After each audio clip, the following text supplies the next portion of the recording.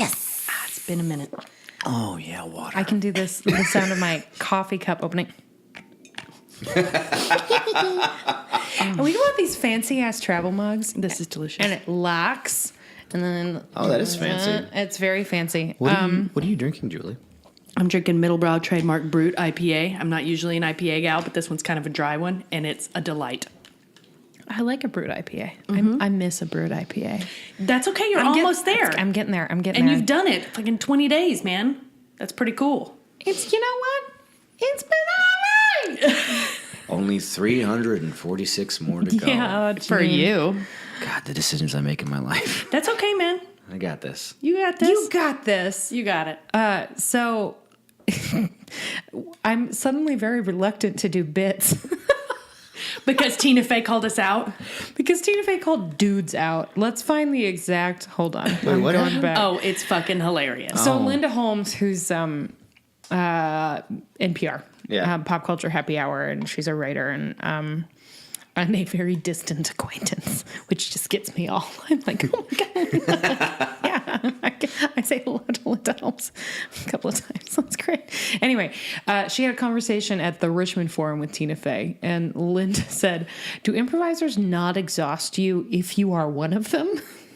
And we've all been there. We live in Chicago. Right. We know exactly what that means. Tina lived that. responded, "What you are experiencing, Linda, is called bits. It's the strutting and preening of the male improviser." Shots fired. Shots fired. Shots fucking fired. But you know what? I'm going to strut and preen a little bit. I like a good bit. Well, I mean, we don't really have one today, so that helps. I thought to myself, you know what's going to be really fun? I'm going to bring these Birdie Blotts every flavor beans to the thing, and then Julie and Janine and I will eat them. Janine had a couple. Julie absolutely refuses. So it's been like, alas, earwax every couple of minutes. I'm going to eat this pink one. I think it's going to be cotton candy, but it might be. Let's see. Our options are banana, black pepper, blueberry, bogies, candy floss, cherry, cinnamon, dirt, earthworm, earwax, Earthworm. grass, green apple, marshmallow, rotten egg, sausage, sherbet lemon, soap, tutti frutti, soap, I did vitamin, eat and soap, watermelon. Let's see. Absolutely not. I think it was better when I didn't know what was in there. I think that's candy floss. Hold on, we're gonna try one more. Well, I think this is gonna be dirt. You ready? Maybe earthworm. that's going to be dirt. Ugh. I can't even look at you. Was that dirt? Just spit it back into the box. Spit it back into the box. Yep. Wait, so in lieu of doing a bit and realizing that this didn't go off very well, I think that was earthworm. Oh, gross. Because it's kind of meaty. Oh no. Wait, so Hey, you know what that makes me? You know what this makes me? Being a bit of a glutton for punishment, going back even though I know it's just going to end badly for me. Like an improviser. An idiot. Oh, that was good. Or an improviser. Nailed it. That was good. Welcome to Podlander Drunkcast and Outlander Podcast. Wait, Janine, you had more to add to the bit. Oh yeah, well, so like in us trying to avoid the bits, we're trying to regulate ourselves. Oh! That was worth it. Thanks for coming back to me on that. I appreciate it. Disgusting. Welcome to Podlander Drunkcast and Outlander Podcast. I'm Julie. I'm Allison. No, you're not. That's the bit forever now. I'm Julie. Oh god. It's the earthworm. I'm the one that didn't eat that stupid ass jelly bean. Oh man, and that's Allison. I'm Julie. I'm Julie. No, I'm Julie? My mother, my sister, my mother, my sister. Well, I did the bit of saying you're who you are. Hi. And that's Janine. Man, wow, we really this train is just off the tracks. I'm Aaron. Wait. And y'all aren't even drinking. That's Neil. Damn. Wait. Huh? And that's Chris Hemsworth. Hello. What? It's like an angel had a baby with a pirate. We're all a little slap happy. Oh man. Because Richard Rankin gave such a dry, exhausted, funny heartbreaker of a performance in this episode that was good, not great, but with a performance that was like fucking out of this He world. was great. He was so good. Like a top fiver for me. Oh, for sure. Of like individual, like an episode performance top fiver. Who Yes. would be okay? So let's do this quick. Katrina in Faith, Yeah. Tobias in Where'd She Get the Red Hair? Oh yeah, that's the one where she comes back, right? Yeah. Yeah. Is What that both else? sides now? Yes. No. But we could do that one because I mean I guess he's playing both parts in that one. No, Where'd She Get the Red Hair is season 2 premiere. Oh, okay. But that's not the one where he starts out in the cop's office, is it? No, Okay, no. That's both 'Cause- sides now. Right. are you voting both sides now? I might vote both sides. Well, you now. know what? It's both of them because Tobias. You know what? Fine. Jamie's had some good ones this season as well. Most of the things that are dealing with him being a father, like being confronted with that more. So I feel like there's been, I don't know what the episodes are called, but I know there's maybe one this season. I mean, he's also great in Wentworth. Oh, that's true. Oh, yeah. Or To Ransom a Man's Soul. Ugh. I don't want to nominate that for Remember anything. that mistake? Yes, I completely remember that mistake. I will never vivid. forget that mistake. And Amanda dealt with it with such aplomb and grace. So we would do the two Tobias, the Tobai, the Tobiah, the Tobai, The Toby. Tobai, What is this? Tobiah. We're just trying to get to the Latin root of his name. plural This is the, of Tobias. Well, it sounded like a farm, Old McDonald's farm of Tobias. E-I-E-I-O. Tobias's. Tobias's, Tobias's. Tobio. Tobiets, Tobex. Tobiatsky. Fine. Good God, what is going to happen? It's gonna be a weird day. It's okay. So It's been a while since the word one, y'all. stone cold sober. I just need some sugar. Hold on. No, all right, we're doing it. Don't do it. They scattered. Let's see. Don't eat those things. Julie, I'm just going to describe the taste to you vividly.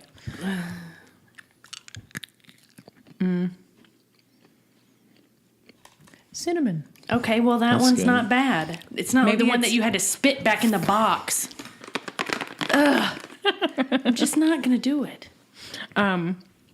Anyway, Patty. Yeah, so Tobias twice. Claire at least once. Maybe twice. I don't know what the second one would be. There should be a Sam one. Doom Hut? No, because he mostly doesn't do. He's He mostly was half very dead good in and Doom Hut, but the half dead shit was good. Brianna comes back. Brianna comes back. He's really That's good. in my. that I think episode. that's my favorite. It's a really okay. good one. It was good. Sam that scene. the moment when they met, yes. Oh, sorry. Sam might not actually be in the top 5 because What? there's the two Tobai. There's the. I'm sticking with Tobai. There's Faith. And then we've got to go with those coats. Oh, yeah, yeah. Right? Designer Like was in that episode specifically. And that, I mean, then we're excluding some Jenny, but I don't know if there's like a Jenny, there's enough of a Jenny-centric episode to make that work. Well, the one where she's giving birth is pretty good.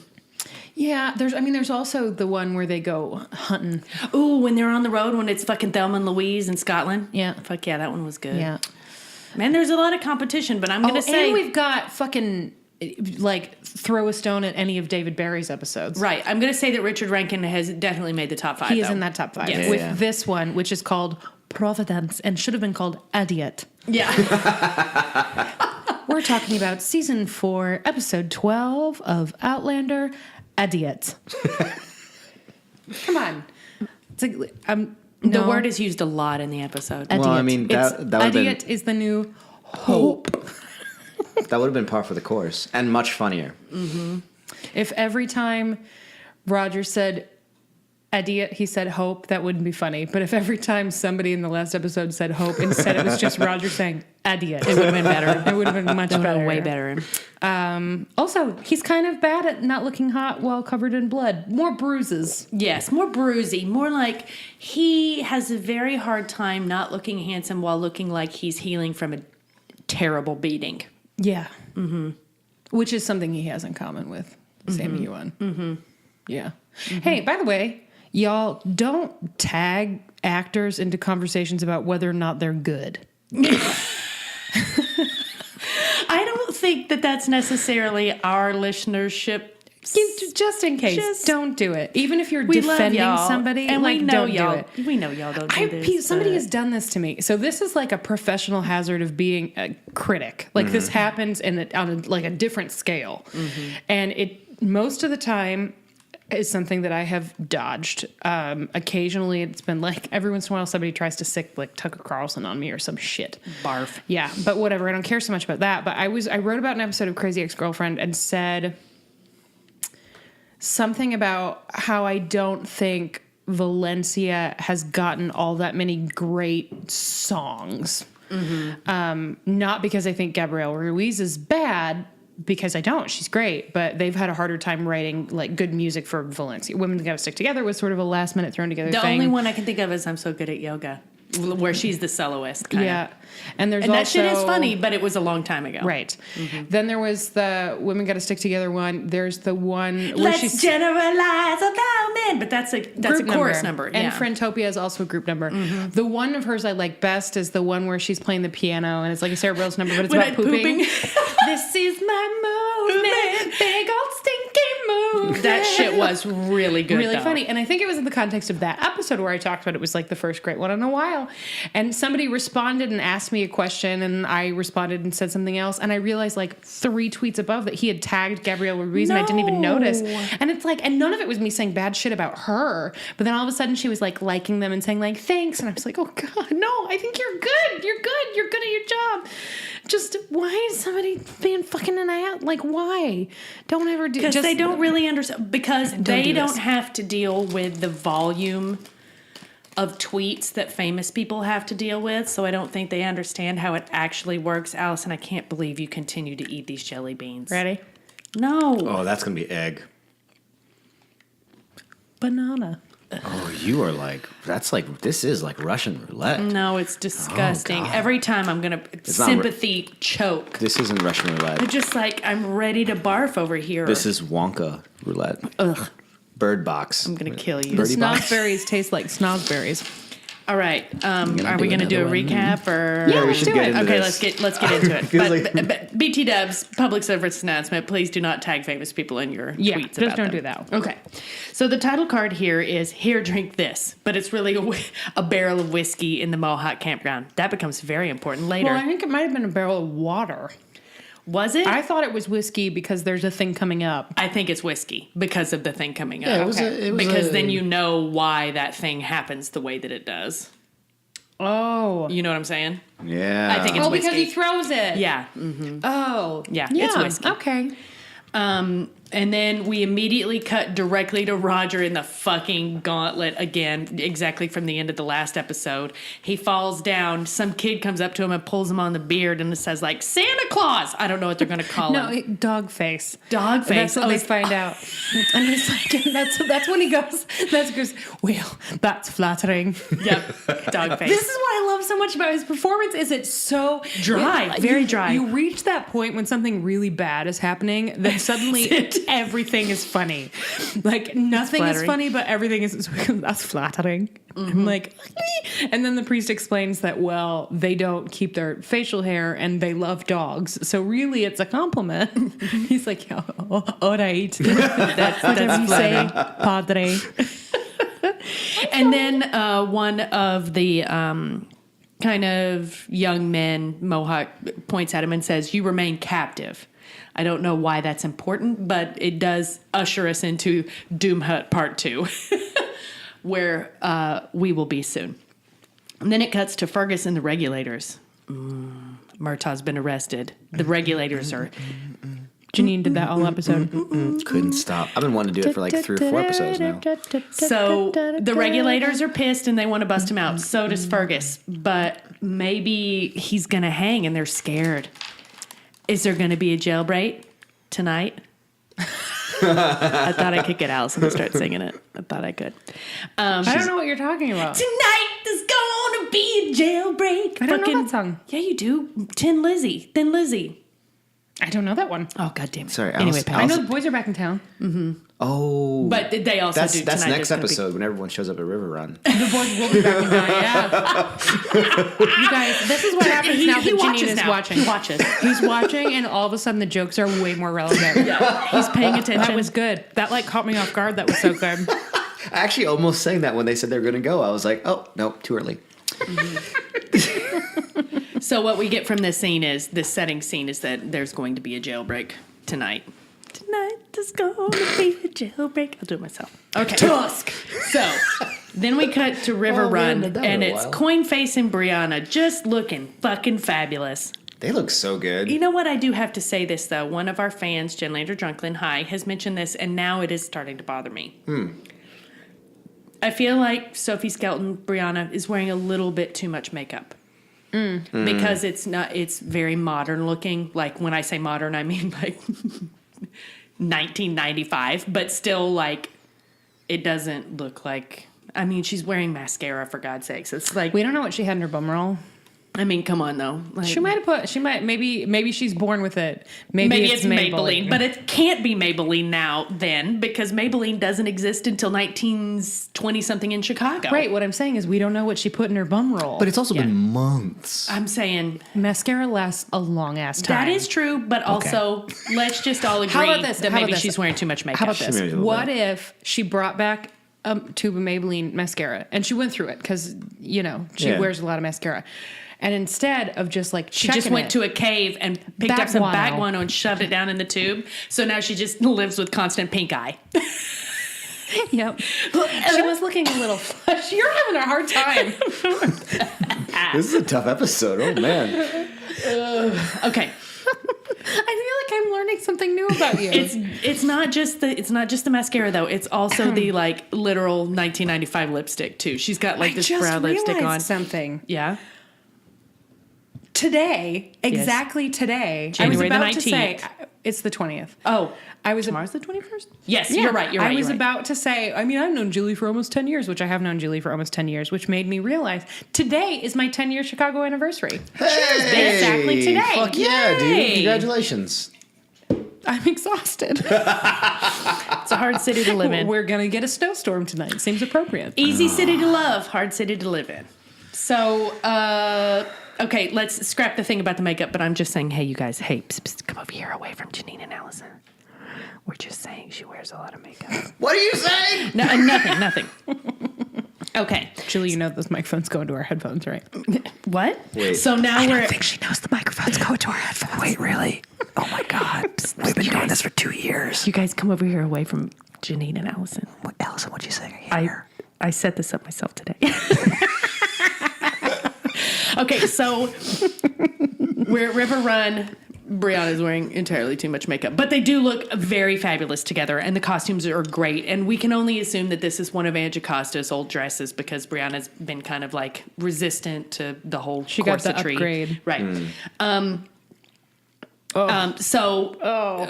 Allison, stop eating them. Which one was that? I don't want to know. I think it was egg. Yeah, that's the one that I was like, you're not gonna. That's gonna ruin a day. Well, it didn't taste rotten. Oh, maybe it did. Oh, God, maybe it was boogers. Can we stop that My now? God, just no more of these. I'm done. I'm packing them up.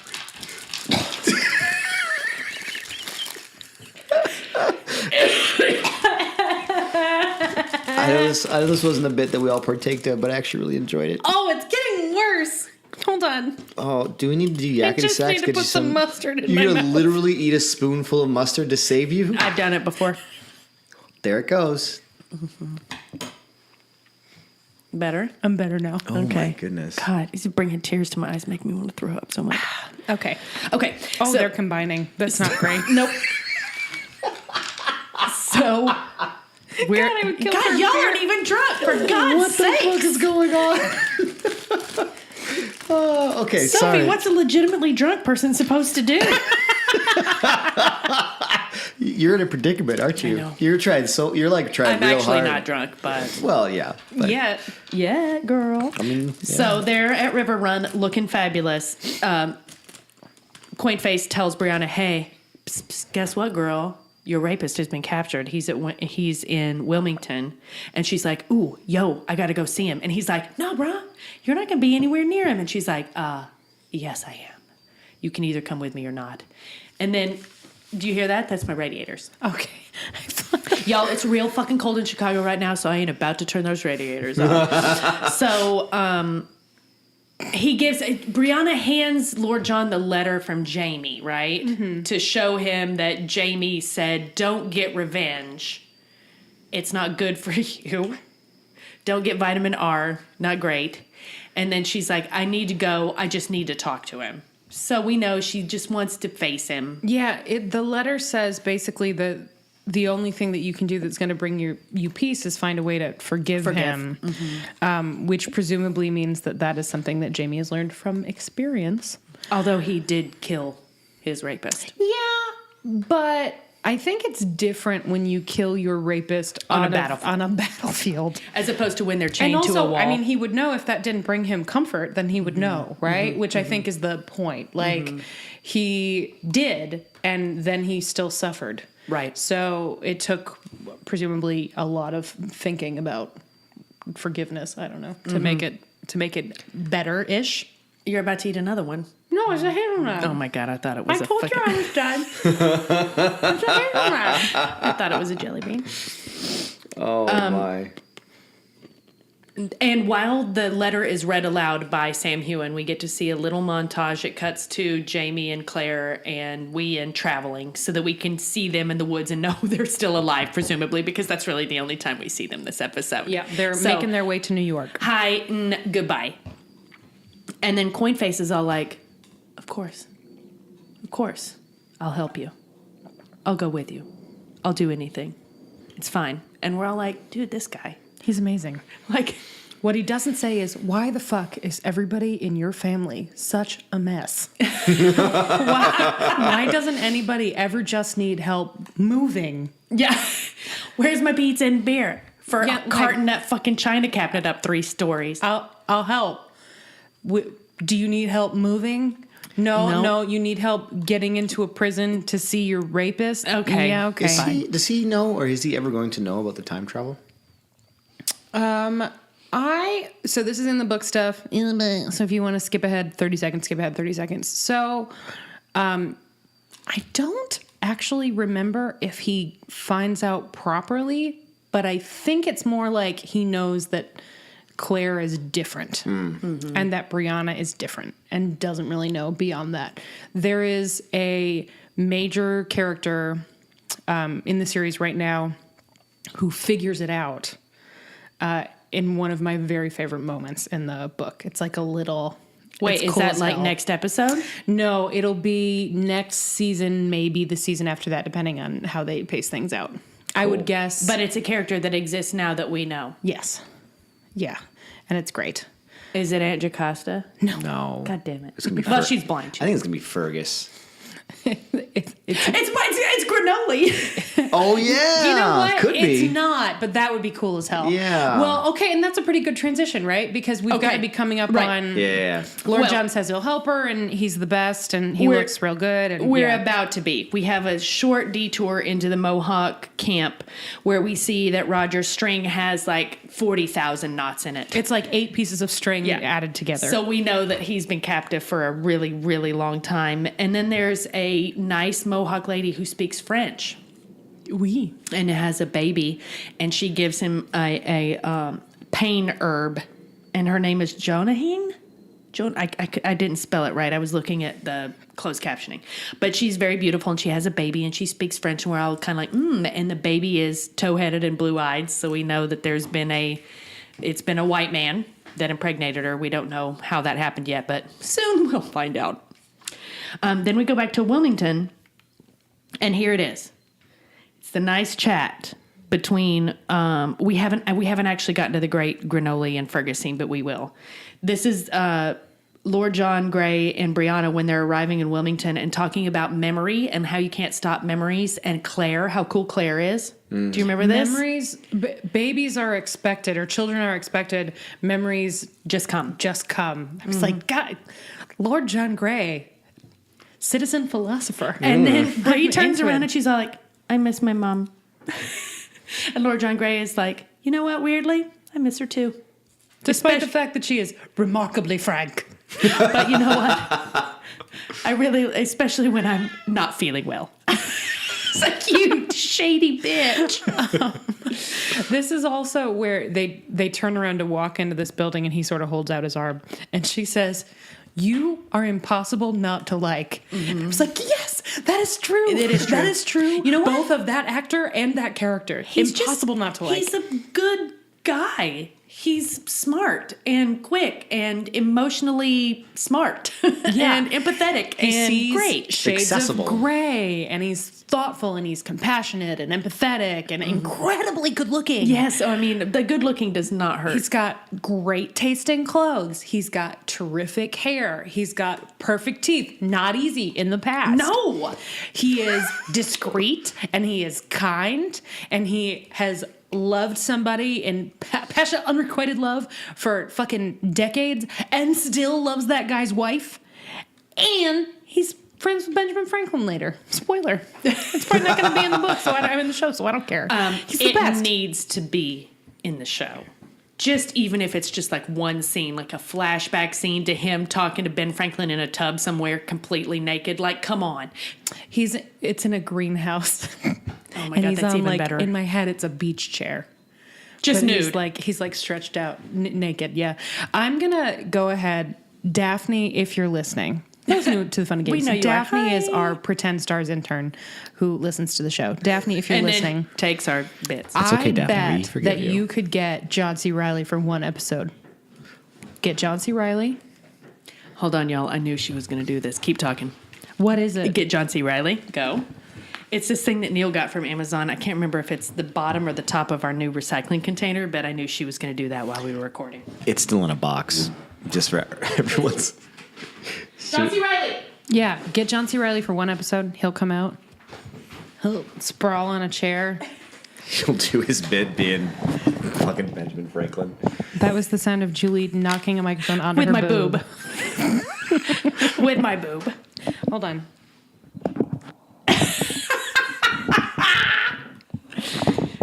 That was pretty good. Now your turn, Janine. Okay. It's going to be harder for you. You guys up top. High five. This episode is fucked up. Oh, those were some shitty high fives. That's okay. So, What is going on? Bree's about to get into the jail to see Stephen Bonnet. Then we cut back to the Mohawk camp. And they say, take him to the hut. And I'm like, quote. Oh, so he's bringing wood around. He's helping, right? But he's not doing it right? Or Well, so first there's a he bossy insults lady in somebody. pants who I assume is going to show back up. And then that's when he talks to nice healer baby lady with the Well, second time he talks to her.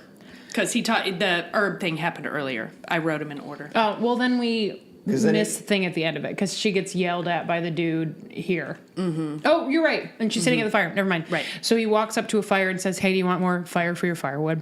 And in doing Or firewood for your fire. And he points like it should go over there. Hi, Sophie. Mm-hmm. It should go over there. And he's like, yeah, it should go over there. And then he's like, no, wait, pointing is evil. I know. I'm trying to lean forward. Sophie looks like she wants to come on my lap, so I'm sitting back. Just don't let her. So, come on, Sophie, it's okay.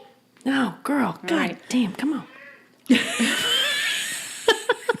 Anyway, so pointing is bad and also interrupting somebody is bad. And those things basically mean you're evil. And they want to know why his people sold him. And he's like, it was a misunderstanding. And they're like, no, you have no honor or something. Go in the hut. And then in the hut is a priest. Doom hut. Doom hut. This hut's made of leaves instead of. Yeah. So, but it's the return of Doom Hut. And inside is Father Sting. Because this guy looks like Sting. And like, he says he doesn't know anything about having sex except for the one time that he did, but I don't believe him. He's definitely saying, He doesn't say it's one time. He He says guilty connection. Doesn't mean that it's a one-time connection. Not everybody on Outlander gets pregnant their first time. You're right. Well, I mean, when have I been proven wrong? Well, I mean, Claire and Jamie have had enough sex to populate the world. So. It's true. It's true. I mean, but Claire- she's a healer. but She Claire knows that knows she's how a to- wise woman. She knows how to, like... She knows when, and she Mick, also, Mick, Mick, Mick. yeah, and she's like, I don't know. Yeah, but she doesn't have an iPhone app with her. Those things can be hard to track. It's true. You It's have true. a lot less. Well, I'm not going to just. No. Anyway, Okay, so so- Sting, pre-Sting. Roger's in the Doom Hut with Father Sting. And they get to know each other. We find out that he had been... Was he in a camp, or was he just roaming around as a missionary? He met like a high-ranking member of the tribe, and the person he met heard the word of God. Mm-hmm. So then he came back and he was converting some people, and he fell in love with this woman. Mm-hmm. And Jonah Hill? I wrote it down. I was trying to... Janine, I can't remember how to pronounce can you check? Yeah, I'll look it up. Anyway, the actress that played her was really good. Very good. And very beautiful. Yes. Not that that's important, but she was. And then this is when we cut to the badass scene with Fergus and Granoli, where Fergus is at his kitchen table trying to plan a jailbreak with thimbles and toothpicks. And then Granoli comes in and she's like, "What the fuck are you doing?" And he's all like, "You know how a kid likes to play with thimbles." Man. Yeah. And she's like, "But he's in bed, so you're planning a jailbreak?" Because Granoli is smart. And then Granoli like gets over there like George Patton. And she's like, "You need to move these guys over here. You need to move this over here. Here's how we're going to get there. This is how we get in." And he's like, "Oh, you want to do this with me?" And what did she say to him? "I would follow you into the fires of hell." Well, first he says, "You know, you won't try to stop me. No, you won't be angry." And she goes, "No, I'd be angry if you didn't try. Mm-hmm. We have to get the old coot out of prison." Mm-hmm. And then, she says, "I would follow you into the fires of hell," I think. You can know.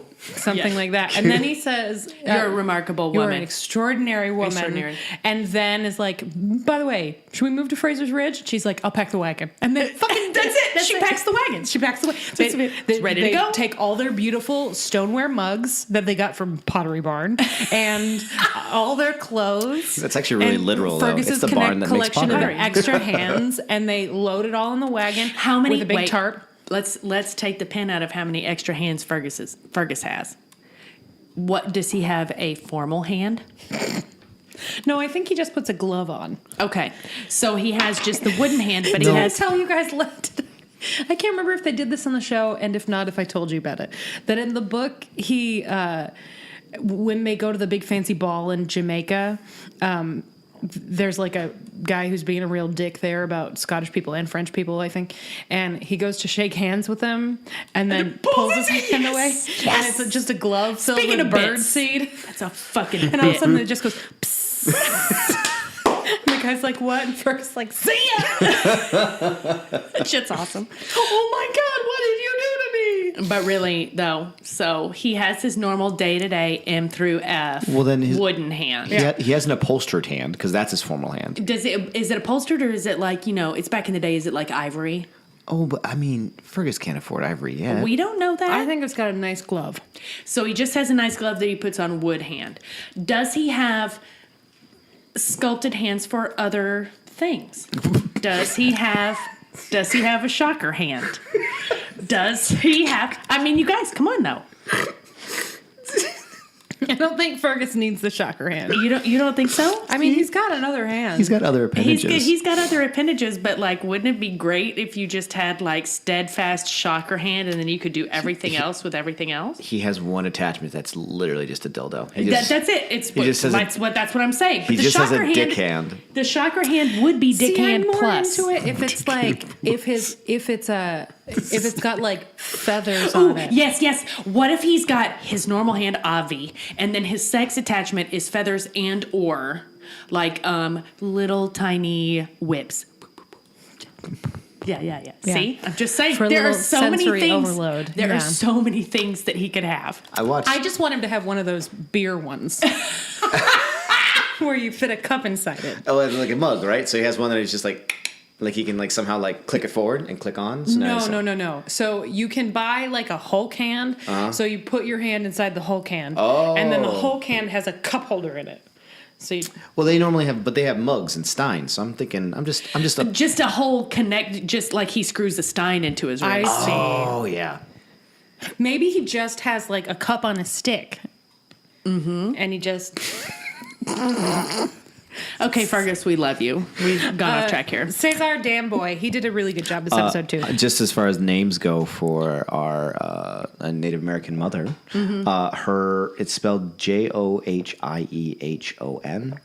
Joy? Joheen? Joheen? Joyhun? Janine. Oh my God. Or Jolene. Joheen. Joheen. That's right. Yeah, Joheen. Joheen. So wait. Joheen. Please don't throw yourself upon that fire. Too late. Joheen. I know it's tempting, but please don't join that pyre. Nailed it. Nailed it.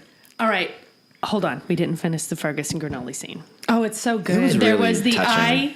we thing that made us laugh so hard. Guys, I'm getting too into my feelings. I'm making weird sounds on the mic. Where she said I and he said we and she went we as in she didn't understand whether or not it was we or we. That shit was hilarious. Because there's I. So like I singular, but also I yes. And then there's we plural, but also we Yes. It was fun. It was cute. What's on second? They were adorable together, and it was a very good scene. Huh? It was a little. It was good. I look forward to more of them. Just a little bit more of them as time goes on, right? Should we get a little bit more? I mean, yeah, there's supporting characters, but yeah, they're around. They're adorable. Forever, and basically. fucking Granola is the shit. They have a couple of really good storylines coming up, and they do in fact move to Fraser's Ridge. All right, cool. So they'll be at Fraser's Ridge. All right, Everyone back to will be the back in Doom Hut. town. And then we hear the priest's backstory about how he was preaching the gospel or whatever and then got sick and then was in and out of a fever and kept feeling these cool hands. And it was Joheen. And they fell in love, and obviously that little tow-headed blue-eyed baby is his baby father Sting. But he can't see his way past the sin that he has committed in order to bless his own child. Yeah. So the tribe is very mad at him that he won't accept. To me, it seems like he's not accepting his child in their mind, maybe. Yeah. That he's denying the child What he entry himself into has. heaven, essentially. Right. What right? he himself Whereas he's saying that he can't because he's like a disgraced priest. He's so soiled goods. he doesn't have the ability because he's not technically a priest because he broke this and that vow. I'm going to say this about Richard Rankin and his upcoming On Fire monologue. I have to say that I think he's right because those seem to be very persnickety details when you're trapped in a doom hut made of elm leaves. Well, yeah, I mean, yes. Yeah. And that's true in the mix as well. Mm-hmm. But from his perspective, he would be damning the baby to hell. Right. Which that's some pretty fucking high stakes. Mm-hmm. And there's a certain like it feels a little bit like God, I don't know. Like Roger is tempting him, like it feels kind of biblical in a way, like he was away sent to from, test him. Yeah. Mm-hmm. And I'm sure that is how he would see it too, right? He wouldn't see it as what it really was, which was just like some incredible acting, just like he's done, and just be like, you didn't change my mind, but that was really good. When you were still acting, did you ever have that experience where you're in rehearsal with somebody and they kill it so hard that you have to just stop and be like, you annihilated that? Yes. Yeah, it's a good feeling. It's always really awesome when somebody gets it. Yeah, just like fucking murders it. Yeah, so basically, he tells his backstory, and at the end of it, Roger's like, You're an idiot. You're an idiot. Let me tell you my story and why I understand what you're going through. I feel like my Scotch is getting better. It's getting Good, better. really good. I was really impressed by that. We need to go back to the French so that I can do this as well. And basically, like, Destroys it. outlines all of the times that he could have taken the hint, essentially, and gone back and turned Or away. left her alone, or And- gone somewhere else, or whatever. And it took all of those times for him to realize that he needs to look out for number one. and that's what he's going to be doing from now on, which obviously anyone watching the show who's familiar with how stories work knows that that's not what's going to happen. But he really sells it. And he manages to convince the priest, we think it's to leave, when really it's just to get him out. Like, the priest hasn't changed his mind. He just starts digging, so we assume he's changed his mind. He doesn't start digging until the Mohawk come to take the priest away. Oh, right. Right, they come in and they strip him naked, and Roger's like, what the fuck?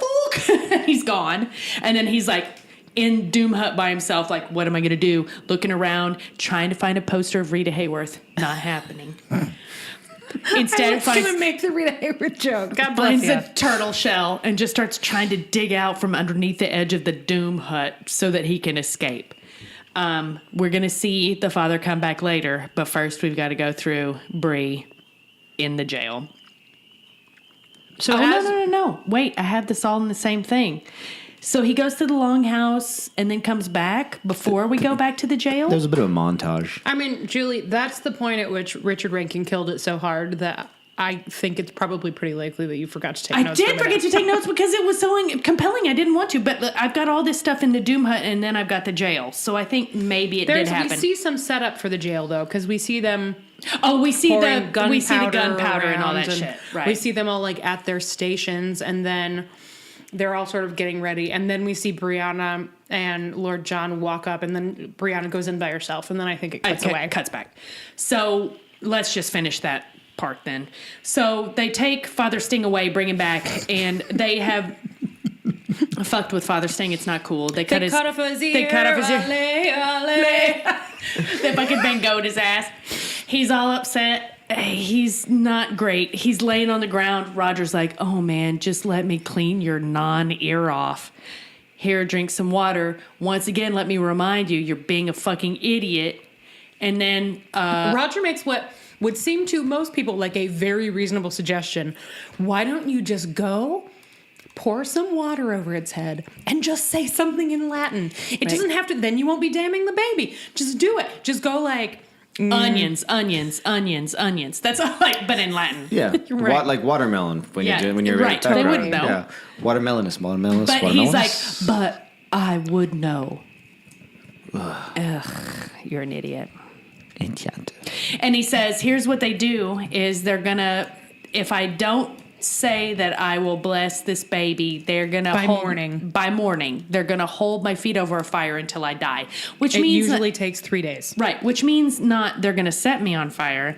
They're just gonna put my feet in a fire, and I'm gonna scream for 3 days until I expire from stress and until I think he says until my body gives way. Yeah. Woof. Where essentially until your body is like, nope, I'm out. Yeah. And it's a long time. It's not like you're just going to die because your feet are in a fire. Your feet will burn. Your bones will burn, but the rest of your body's okay. And Roger's like, nah, brah, come on. Look at this turtle shell. Hold this gourd. Let's do this. And they start trying to dig out. And then in the morning they come back for him, but we'll get back to that. So then we go back to the jail. Here's Bree and Lord John Grey. They're at the jailhouse. The gunpowder is being dropped. It's bad timing. They've gotten permission to be in there from Governor Tryon, so that's how Lord John used his pole to get them entry. They go in. She says, no, I have to do this by myself. And he's like, I'll be right here. And we're like, yes, you will, coin face. Oh, we love you, coin face.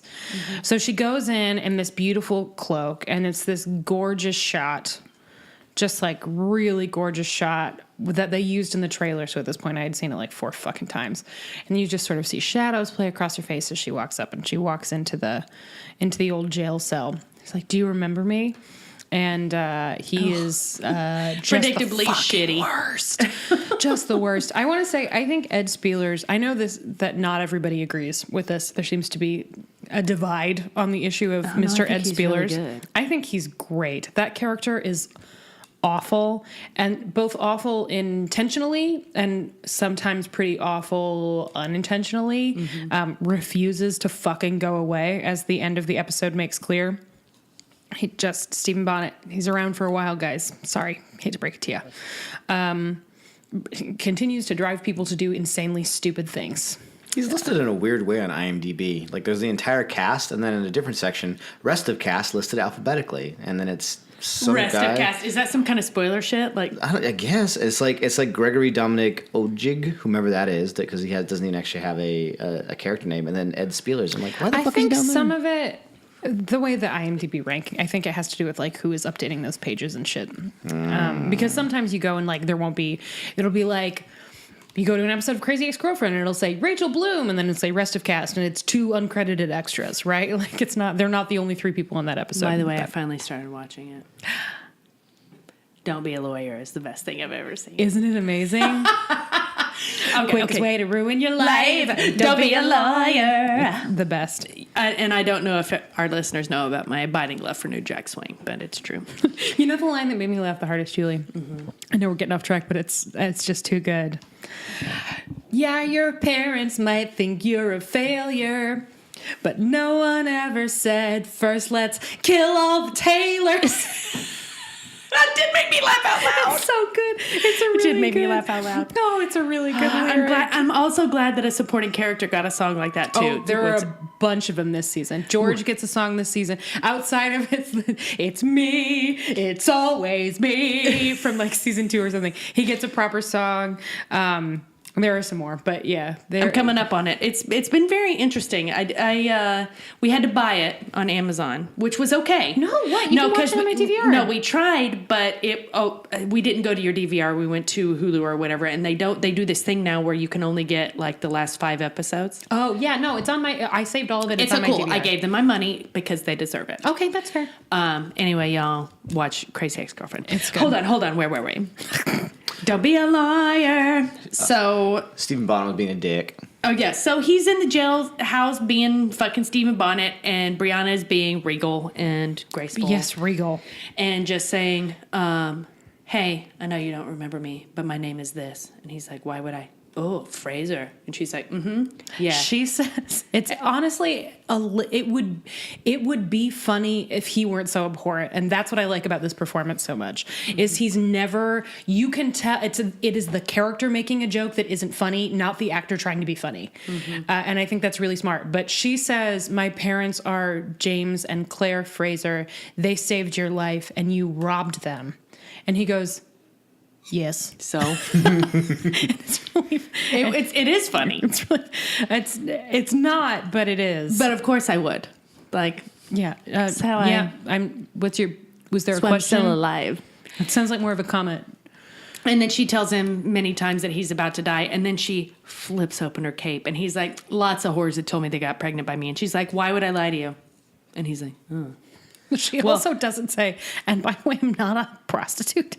I'm not a sex worker. No, but also, why would I? But also, look what I'm wearing. Yeah. And like, Fair point. Very clear. I'm not like, come on. Why would I lie to you? So what's up? I just wanted to tell you that part of you is going to live on. Peace. Boosh. Mic drop. Starts to leave. And he's like, wait. And she turns around. And then he reaches into his mouth and pulls out a garnet or something. Is it a garnet or a ruby? We don't know. Something. Here's Also, it should have had more goo on it. Here's some brief in the books shit. So Okay. there's a whole subplot that I've mentioned before where Claire and Jamie are sort of touring Riverrun, trying to decide if they're going to take this offer or not. And Claire the whole time is like, I don't want to make up your mind for you, but I cannot own slaves. I can't. That's an absolute no. And he's just trying to figure out what they're going to do and if there's a way to do it, whatever. And part of that, they're taking this tour. They're going to see like where the slaves live and all of this shit. And all of a sudden, Claire with her doctor nose smells blood. So they go into this hut and they find this woman who's dying, and she's dying of a botched abortion. Oy. And then there's a whole thing. They find out who did it, and it's another slave who's essentially the healer, the Claire, and it just didn't work. But also she didn't die from the botched abortion. Somebody else killed her, and you never really find out who. There's a whole thing. Anyway, they figure out who it is that she was impregnated by, and they go to try to find him, and it's a guy who was a guard at Ardsmuir, which is the prison that Jamie was in Scotland. Ooh. Who's a son of a bitch. And then there's a subplot where Jamie killed his twin brother on like an expedition, who was incredibly brutal to the inmates, and they were on an expedition for mushrooms or some shit, and he killed him and he just never came back, whatever. So they have this long-standing feud, like death feud, about all kinds of things, because now he also blames him for the girl dying and all this shit. So he wasn't so point being a fun guy. Sorry, no. It was right there. God. It was right there. Yeah. You always have to take the fun guy joke. So when the end of this story, Stephen Bonnet escaping and also Brianna getting this jewel happens in the book. But the way we get there is she goes to see him with Lord John's help, and then realizes that Stephen Bonnet wasn't actually chained up because they had been planning to get him out that night, because the person... I think his name is Murchison, who is in charge of the prison, is on the take, who's working with him, and it's this guy from Ardsmuir. And then they think, and so they club Lord John over the head, and they think Lord John is dead. And Brianna stops. Stephen Bonnet refuses to leave when the place is going to blow up unless they take Lord John's body out. And Bonnet is like, I don't care if you blow up. She's like, fine then, I'm gonna. And then he's like, fuck it. That's pregnant. Grab this guy. And they take him out. And then he takes the jewel out of his tooth and gives it to her and runs away. Because for whatever reason, he's very into the whole "you're going to have my baby" thing. Well, he is Irish. Good God. That was for my friend Kelly, who doesn't listen to this podcast, whose mother Jo is weirdly racist against Irish people. Oh my God. Oh no. Kelly doesn't listen to the podcast? No, she's been on it, but she doesn't watch the show anymore.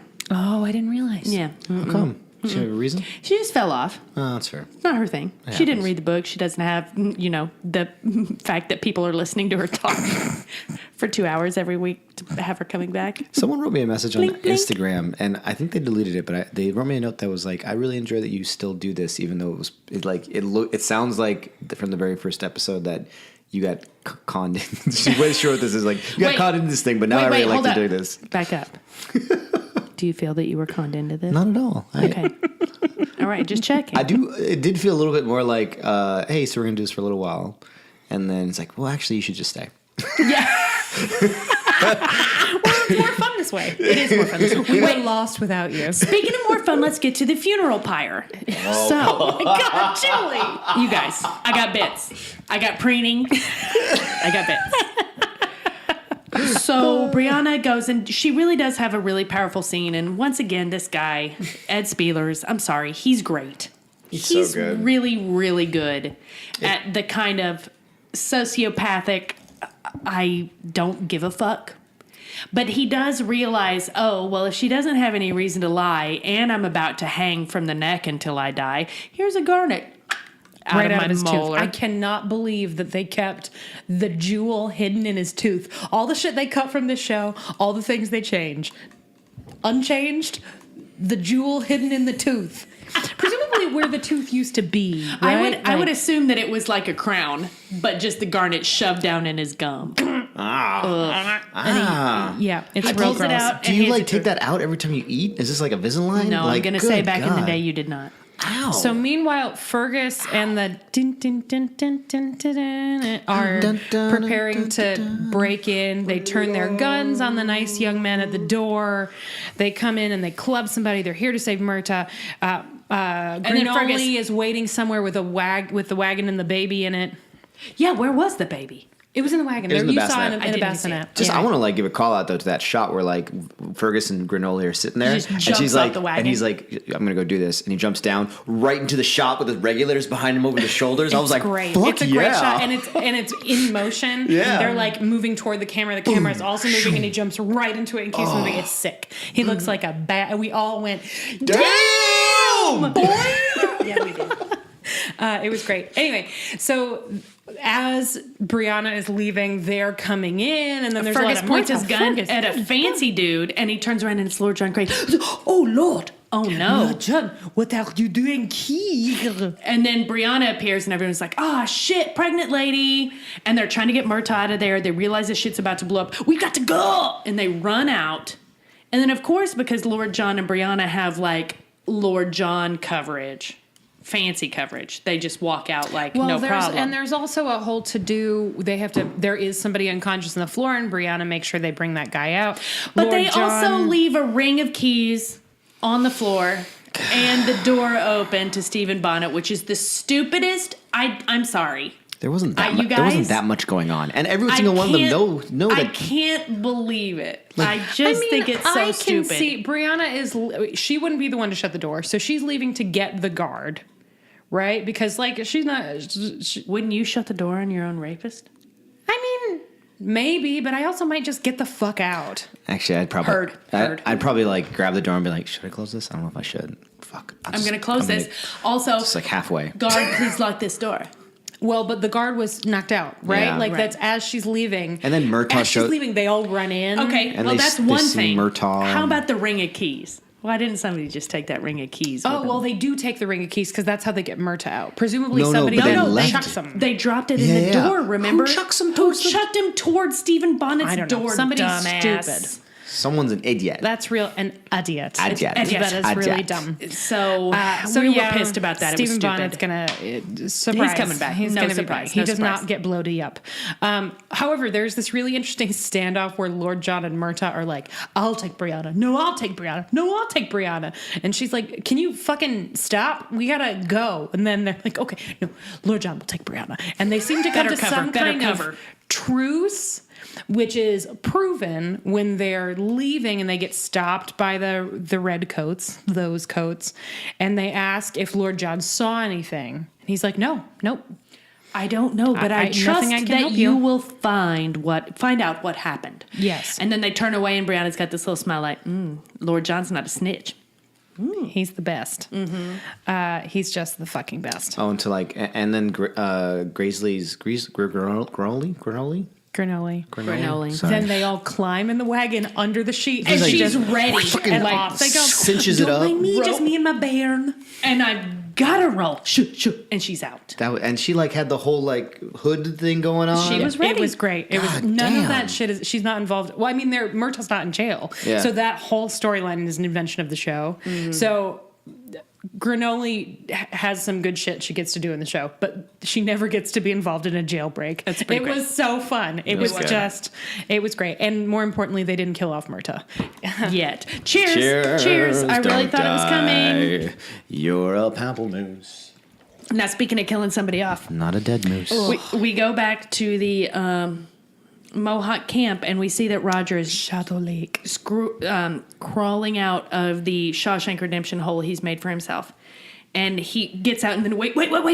Oh, he sees the Mohawk woman with the pants that we know is coming back. Obviously, She's some sort gotta of be. tribe elder position of power, whatever. Hide against the hut, and then run away. And while he's running, all he can hear are the continued screams of Father Sting. Father Alexandre. He is screaming his ass off because they're just holding his feet You in the might fire. say that every step he takes, Every move he makes. every single day, Roger's hearing him scream. scream. So Roger keeps running, and he's like, "Rah!" And Roger's like, no, I've got to keep going. Fuck it. Ah! Roger's like, no. Don't be an idiot. Don't be an idiot. Don't be an idiot. Don't be an idiot. Just keep going. Oh, fuck it. And he actually says fuck it. Fucking hell. That's what I say. And then he turns around and runs back towards the camp because Roger's going to be a hero. And then it started. We get back to the camp and we see poor Father Sting just pilloried in a fire with just his feet in the fire. It's a very expertly built situation where only his feet are in the actual flames. A lot of really exemplary design architecture. Yeah. Oh, yeah. Like they know what they're doing. And everybody's just kind of standing around watching, like maybe kind of like it's a movie. Yeah. Weirdly. Like, but it's not like weird. It's like everybody's kind of being normal. Like this is just kind of normal. Whatever. This guy, he's got what's coming to him. It's cool.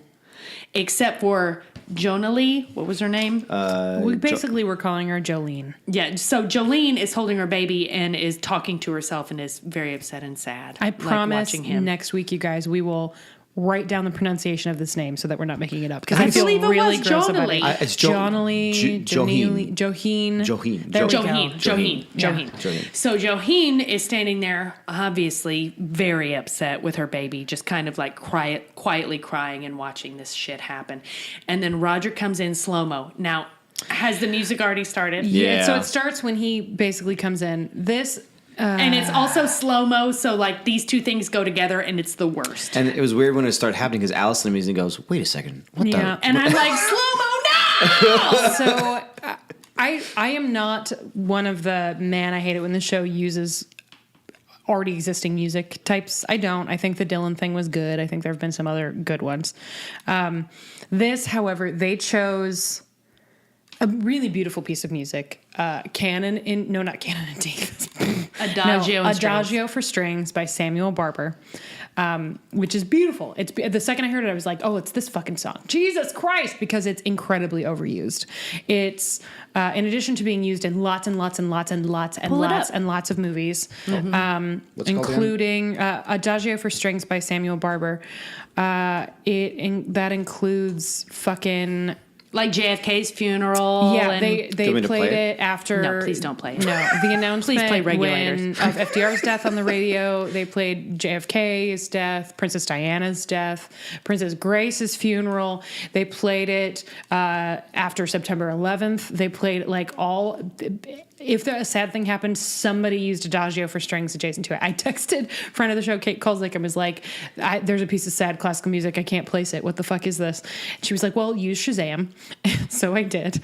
And then texted her back and told her, and she said, quote, love the piece, but it's way overquoted and used in TV and film, so I'm not looking forward to it. Like, yeah, it's like way too on the nose. Something occurred to me today. I think the problem with this season and last season of Outlander is it feels a little bit like somebody is making a show that they think Outlander fans will like instead of just making a good show. Yeah. Even if it might piss people off, because it's so on the nose. It's like insanely on the nose. Usually with something like that, you want something that's maybe a little counterintuitive, which is why I think the Dylan thing works so well. Like you want to surprise somebody and with contrast bring out something else. This is like it's famously used in an episode of Seinfeld because it involved Jerry Stiller, who is in Platoon, because it's also famously used in Platoon, right? If Seinfeld uses it as a joke for something sad happening, you probably shouldn't use it for something sad happening in your TV show. Also, There's an entire world of classical music and a composer. And also you have a composer for your show and you have a theme for that character, Roger, that you could have reworked and turned into a minor key or slowed it down or whatever if you wanted this particular effect. It was really cliche. And I think it felt lazy. And I think you've, Allison, you hit it on the nose as far as like how they're making the show, as in they're trying to do something that they think people would like. Like during one of the specifically Outlander fans. Like what was the one after the episode behind the scenes with the producers on the couch where they made a comment about Diana Gabaldon's like they were talking about how like they were doing something different than what Diana had done. And so they were like, oh no, people are gonna get upset because we didn't do this thing. And it was like, I remember you guys making a joke about it because it was a little bit like trite, where it does like, it doesn't really matter. Like, why are you making this a thing? Make the good thing. Yeah. The reason I was thinking about that is I had no idea that this episode was going to air, but for whatever, I was thinking about Matthew B. Roberts leaving Twitter. Like, it's not nice to think about somebody like having their fucking every experience they go on the internet ruined because people are being mean to them on the internet. Like, that certainly is not cool. But at the same time, criticism is not always cruelty. I do think that in general, Outlander fans on the internet could probably chill a little bit. Dial it back a bit. Right? Just like, guys, just a little. It's a fictional property. Like we're we're coming close to driving Kilt Daddy off the internet. Please don't. And then Lin-Manuel Miranda tweeted something in response to something he tweeted where he says, dude, I made one joke about Outlander and it was my entire week. Right? God. And like, you gotta chill. Anyway, point being, I was trying to think about like, what exactly is my criticism? Because I don't know this dude personally. I don't have any bone to pick with him personally. Why is it that I think it's not good? And I was thinking about the worst moment in the show for me, excusing anything that's like social or political at all. I'm not talking about in terms of content, pure filmmaking. The worst moment is that fucking dive in the hurricane. And the reason it's so bad is because it's like watching a dude imagine what women want to see. Yes. Instead of like, what is the essence of that? Why is that something we would like? Me speaking for me and also other people who like the show, but you know, to each their own, not necessarily just women. But what it was something epic and sweepingly romantic, right? Right. So then show me he's in the water and he can't get there. And he can't right? find her. It's about the struggle. And then Right. maybe there's a lucky Like shaft a of rope, light. or something happens like a board bobs up and he's Or like, you see what the like fuck? jellyfish and then it's a skirt and you see the skirt or like something. Or maybe we're with her the whole time and she's just going and going and going and then we see a hand. You know what I mean? Like it's gotta not be that weird full pan shot of like Aquaman. No, it's not. We're Right. not. It's human. It's not. It's Superhuman. Not, yeah, it's not like that. It's got to be about the people, and that is why I think this specific scene is frustrating because what's going on with the people is actually super compelling. Mm-hmm. What happens when they layer that music in is it's like they need us to make sure that we know that this is really sad and Which epic is and stupid. tragic because we already fucking know, dude. Like, come on, you could have played like "Be My Baby," right? And then it would have been counterintuitive and weird, or nothing, no sound at all. Just having him scream and just the silence and the scream of that happening, that's terrifying. Yeah, or That's a just like terrifying fire experience. sounds and nothing Yeah. else. Or just like that, what actually happened? I don't fucking know. Or play, I don't know, the song that Roger sang at the, see, this is actually genius. Right, there you The go, song take that and Roger turn it sang into at a the score. Right, so like he sang this folk song, and then they lit the stag on fire. So then we're thinking about the stag And that then got lit turn on it fire. into the score as a. You're welcome. You're welcome. Daphne, pass it along. Anyway, that is not to say that this isn't a good episode. I think it is a good episode. And I think that overall that section is still good because the acting is good. Mm-hmm. And the scene is very compelling, obviously, when she throws herself in the fire. Well, I will say that when she set the baby down, I screamed, no, no, no! And then she did it, and I was like, oh, fuck it. Fine. But you know what? At least Roger came in and made it happen where it wasn't going to be 3 days. Oh, and I'll tell you what, in the book, he doesn't meet her. She's just a woman that the priest loved. We never have any interaction with her Well, at all. at least that's so cool. that's an improvement. Yeah.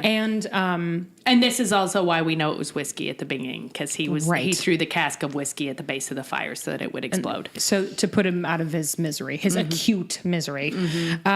And then at the end of it, we get my favorite line of the episode, which is Roger's being dragged back. He goes, "Take me back to the idiot hut." Which was incredible. It's good. They're setting him up for a really great finale because he's obviously like gonna have to make some choices. They also established something that they had not, Which is so that far he this thinks it season. was Jamie. He thinks it was Jamie in the book because the chapter where Roger gets beaten is from Roger's perspective. We know that he sort of figures out that he's pretty sure it was Jamie, and then that he thinks that means that Brianna sent Jamie to do this.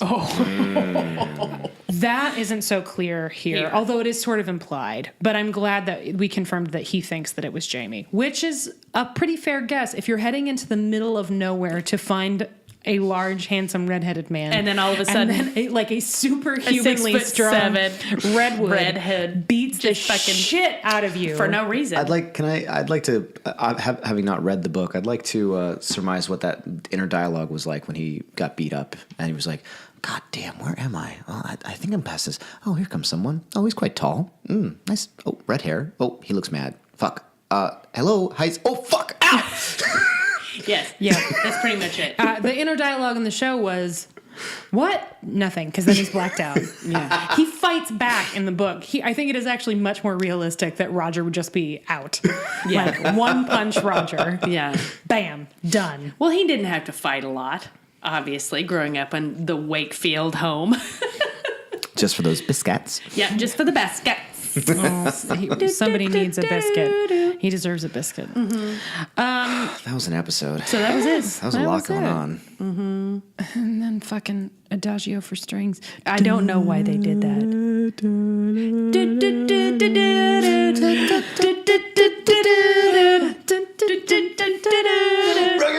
Regulators! So there's no boning. So we're gonna skip. Nope. We're gonna skip that entirely, unless, like, I guess on a scale of Lord John's right profile to Lord John's left profile, where would you put the sex appeal of this episode? I mean, he was very... Straight front. I'll tell you what. I really wish that they had been like, we're gonna move to Fraser's Ridge. Oh wait, also the baby's asleep. Let's do it. Let's just do it. Let's get it on. Yeah, right I'd like now. to see a little Dan Boy and Granola action. Yeah, me too. Put it on the wish list. It was, I mean, they all were very polite to each other. To me, that was just very, very hot. So costumes. Let's go. Well, there's the going to town and to an unseemly place thing that makes me think of Gone with the Wind. Yes. So we'll say that'll be the top end because the costumes in Gone with the Wind are really great. And the bottom end will be... Me going to the store today in Chicago, having to put on my long johns and boots. That's practical outfitting. Okay, yeah. So where does it go on that scale? I'm going to say it's somewhere in between because it's very clear that women's wear of that day was not necessarily fully practical. So let's give it a Little Foxes. Ooh. In which you have to be dressed in a certain way because you're a woman, but you can also listen to your husband die. I'm going to give it a White Christmas. Because of the scene where Lord John and Brianna basically match and they look like a pair, but not like a couple. Yep. And this will be no surprise. Lord John and Brianna after this have like a very special relationship. They don't necessarily even spend that much time together, but every time that Lord John sends a letter to Jamie, he also sends like some kind of present for Brianna. Sometimes Yes. for Claire too, but Brianna's like his special favorite now because they're sweet besties. Because there are some things you can't go through without liking each other, and one of them Is a jailbreak. Is someone attempts to blackmail you into marrying them, and then you become friends because you're a good dude, and then you have to take her to get into a prison, and then you have to escape from the prison, all while looking fabulous. Yes. That's one of them. But basically, fake engagement. You can't go through a fake engagement without ending up liking each other. That would be my guess. Yeah, that's pretty true. So yeah, I'm going with the White Christmas. All Never right. were there such devoted sisters. That's a good one. That's good. And then getting up to get a beer scale. I didn't. Yeah, didn't even think about it really. No. And I ran out of water. And I would have gone up for more water. No, So- I was into this episode. Pretty gripping. I would say that when Adagio for Strings started up, there was a moment of, ugh, and maybe Yeah. I could have gotten up, but that was just me being a dick. I mean, I mean, it was a wasn't good. lazy choice. It was a lazy choice. it was a lazy choice. That said, Richard Rankin, Great. fucking amazing. Platinum Platinum Pamplemousse, Oh, no yeah, question. TGP. No question. Not even close. I'd like to give a runner-up, though. Yeah, please do. I want to give a runner-up to, I believe it's Brandon Clark, who plays Caherton. Oh, right. Because this is he's his captor, Richard Rankin's The captor. young Mohawk dude Yeah. who was in love with her. Yeah, and he's been on the episode. He's been in every episode where he's been moving around and whatnot. And he hasn't had a lot to do, but man, When he does, he does such a good job. Yeah, he's that been last great. scene where he watched his desire throw herself into a fire, and now he's like probably he's going to holding take the baby. and he's probably going to take care of that baby now. Yeah. Like that was fucking. He was so good, and he's really young. He hasn't been in much. Like he's been in like 3 or 4 things. Good One job, guy. One of those is Legends of Tomorrow. what? In what episode? He was in Pilot Part 1. He was frat dude number 2. Oh, well, But still, like this guy's not. He's new. He's He's new. new. He hasn't done He's a lot. new. good So, job, buddy. Yeah, he was great. Julie, if you had to pick a runner-up, who would your runner-up be? My runner-up would be Granoli. Yeah, Yeah. Lauren Lyle. Because she had a fucking... I love her because she's living in a time where her intelligence will never be truly valued except by somebody like Fergus. but she still can't stop it and is letting it shine. And like her walking in and being like, what are you doing? Well, pardon me. And then getting in there and all like playing Risk with all of his thimbles. Like, awesome. Real missed opportunity for a sex scene there. Oh, yeah, it's true. It's true. That absolutely should have been like, I have never been more attracted to you than I am in this moment. You know how we're they gonna bone right You now. want to know what? If they worried about time concerns, here's the thing: don't use the goddamn slow motion at the end. Yeah, And that's that going to gives save you like 2 minutes. 2 minutes. Yeah, That's yeah. enough time to get some clothes off and get some boning. Yeah. Yes. Even just the suggestion. Yeah. Just like that woman has earned herself some oral sex. Duh. Yeah, come on. Or at least a fucking Shocker. a shocker. With a wooden hand. A wooden hand shocker. Get the feather and tassel out. Yes. I like both of your choices very much, and I probably would have gone with Lauren Lyle, but just to change it up a bit, I'm gonna go with. I sort of want to pick the priest, but I'm just not gonna. Fuck that priest. No, not really. I'm gonna say. It's so boring to say David Barry, but I'm gonna say David Barry. He's really so good in this episode. You can't fault him for excellence. I meant to tell you, y'all, if you visit the AV Club, we're hopefully going to get this up today. So if you visit the AV Club today, which is Sunday the 20th, and you read the What's On Tonight for today, I hid a little Easter egg for y'all. All right. I'm Julie. I'm just going to show you you'll understand. avclub.com. If you haven't seen it, What's On Tonight is the here's what you can watch today AV Club thingy. Come on now. AV Club's TV guide. Basically, yeah, a list of like a viewing guide. Also, Caroline Sita, friend of the show, Caroline Sita is recapping The Punisher.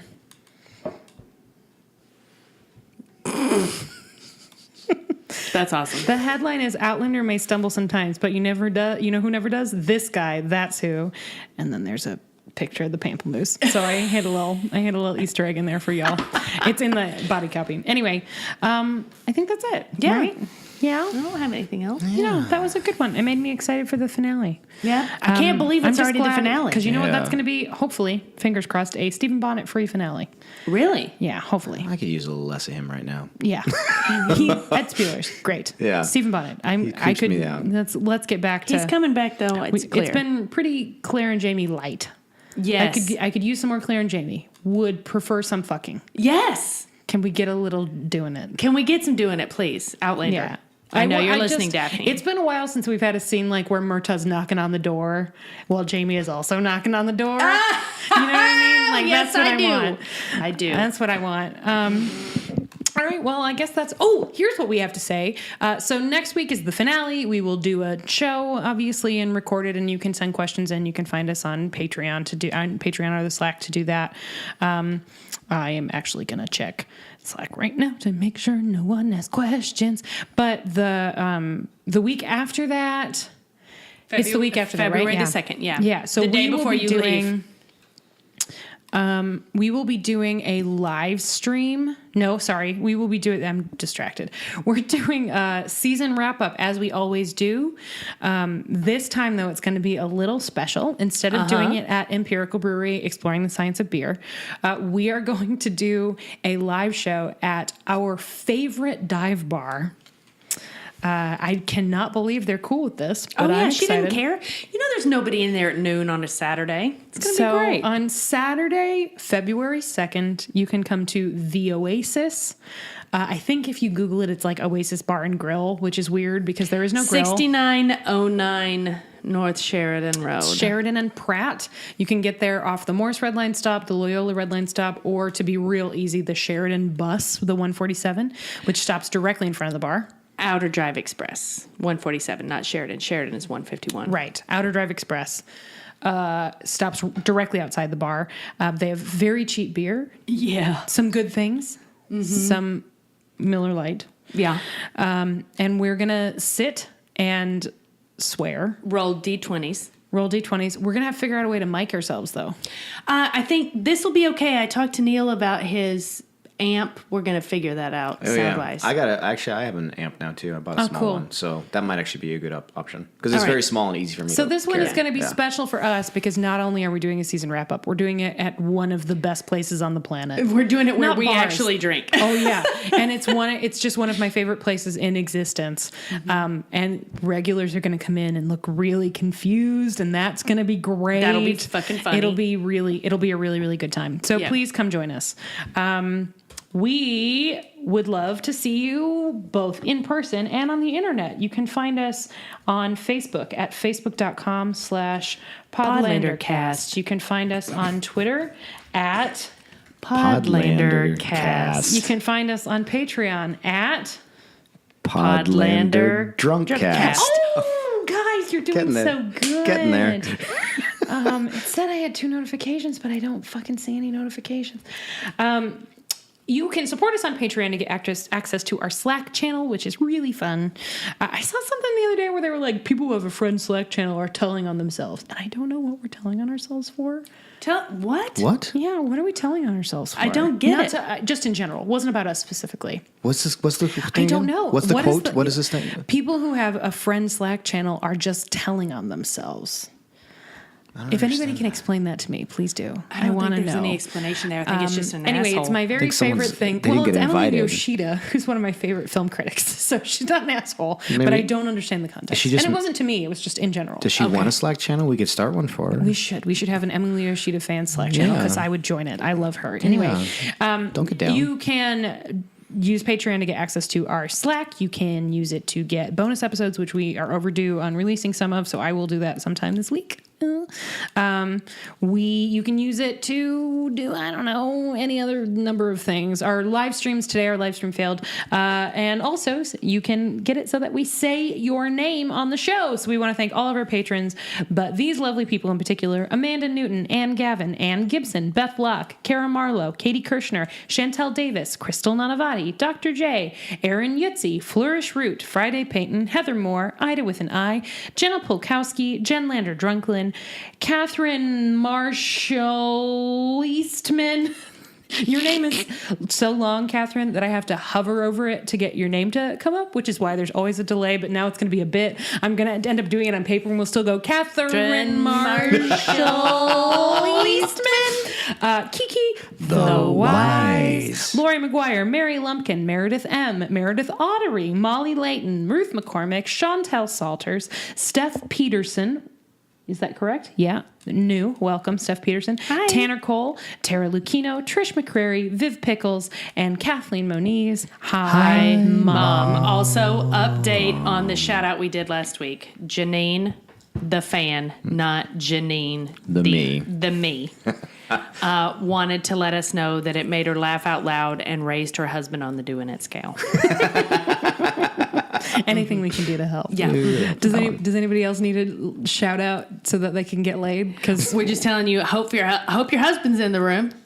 Get him on that Facebook page. Have him send us a message. We'll get your name out there. But then you're kind of duty bound to at least blow him. I don't know. there's no better ending than that. You need to get out your wooden hand attachment with the feathers and the little cat o' nine whips, tails. right? And just tickle a nipple.